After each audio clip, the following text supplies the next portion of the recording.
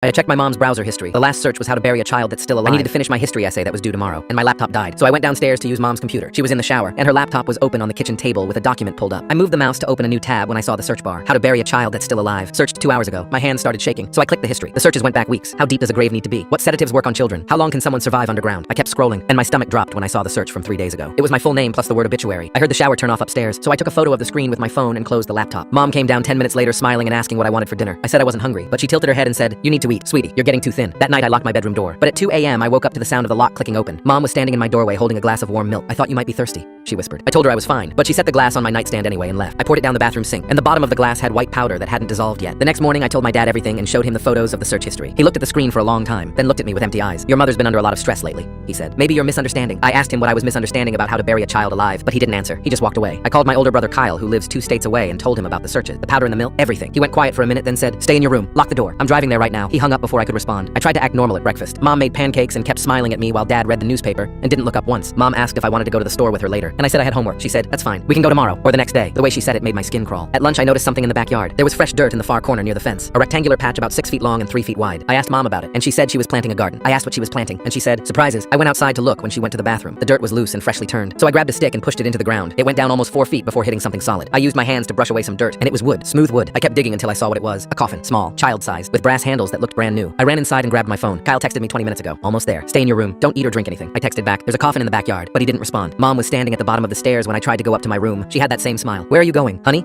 I said I needed to grab something, but she said, "Why don't we talk first, in the basement, just you and me?" I tried to push past her, but she grabbed my arm. Her grip was too strong. Dad appeared behind me, and he was holding a rope. "It's for the best," he said. "We talked about this. She's getting worse." I screamed and ran for the front door, but it was locked, deadbolted from the inside with a key I'd never seen before. I could hear Kyle's car pulling into the driveway, so I banged on the door screaming his name. Mom and Dad were walking toward me slowly, and Mom was holding a syringe now. Kyle's footsteps on the port, his key in the lock. The door opened and I tried to run out, but Kyle grabbed me and shoved me back inside. He was holding the same type of syringe, and he looked at Mom and Dad and said, "I told you she'd figure it out too early. Now we have to do this the hard way." All 3 of them were backing me toward the basement door. Kyle said, "We tried to make this peaceful. The sedatives would have been painless, but you had to go digging." I asked what was wrong with me and why they were doing this. Mom started crying. "The doctor said 6 months. The disease is spreading too fast. We can't watch you deteriorate like that. This is mercy. I don't have any disease. I feel fine." I told them that, but Kyle shook his head. "You don't remember the diagnosis because the tumors are already affecting your memory. You've been forgetting whole days. That's why Mom was researching. She wanted you to go peacefully before the pain starts." I checked my phone. I took that photo of Mom's search history 3 days ago, but my photo app shows it was taken 6 weeks ago. I don't remember the last month and a half. Kyle is holding my arm now, and the basement door is open. I can see stairs leading down to darkness. Mom is still crying and saying she loves me while Dad won't look at me. And I just realized I'm not wearing the same clothes I put on this morning. These are pajamas I don't recognize.